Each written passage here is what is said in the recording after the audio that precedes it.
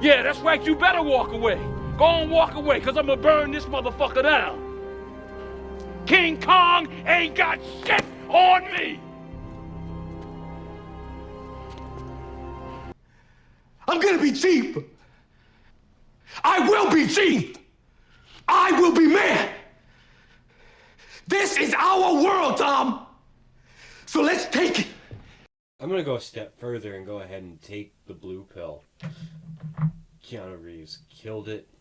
Ethan Hawke did alright, but not to the same level as Street Kings. So are you saying that Street Kings is on the same level of Training Day or better? I'm saying it is better. I think the only thing that Training Day gets the hype for is because it was the first one out the door.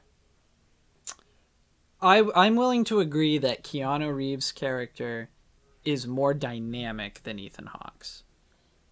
I think the portrayal done by Ethan Hawke might be a little bit better than Keanu Reeves' portrayal.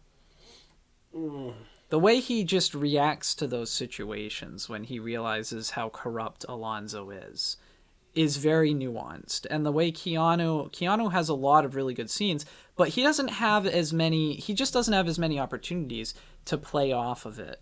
To kind of deal with that. He's by himself for a lot of situations.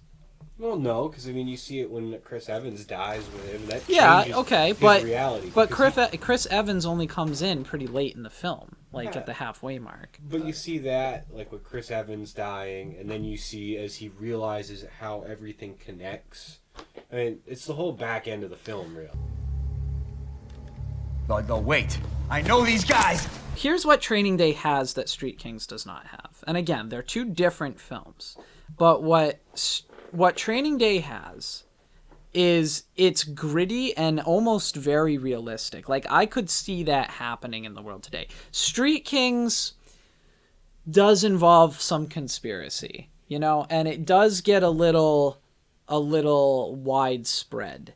And it could happen. But Training Day has grit. It feels gritty. It feels like it's something occurring in the world we live in. And there's a whole tone. There's so many little aspects of it that make it good. Whereas Street Kings, things kind of play out very linearly. So it's good, but I would not make a claim that it's superior to Training Day. The only thing I would say that hurts Street King and the trajectory of whether or not it's realistic or not is that the events that occur in Street Kings, every year that passes, that becomes less likely as a possibility with the way that the world is changing as we know it. But that was right at the tail end of an environment and a culture in which that could happen, but that door was closing. Okay. It's an interesting comparison that I don't think anyone has really made, since the movie came out. And the main reason is just David Ayer being involved. If David Ayer wasn't involved, I would just call them two completely separated cop thrillers. I think what hurts them, too, is there's a lot of Denzel lovers out there. Cause, he's a great actor. You're going to get a lot of shit for that. Well, no. I'm not taking him down one bit. But what I'm saying is when you stack these movies together, you have Denzel on one side, who has a naturally large fan base built in because he is a good actor, a great actor.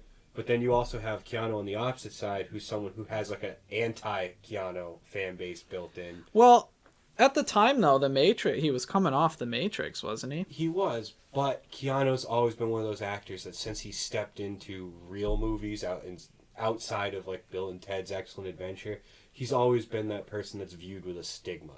Yeah, I do see that argument, and I will agree that Street Kings is vastly underrated. So what do you guys think? How does Street Kings compare to other cop movies for you?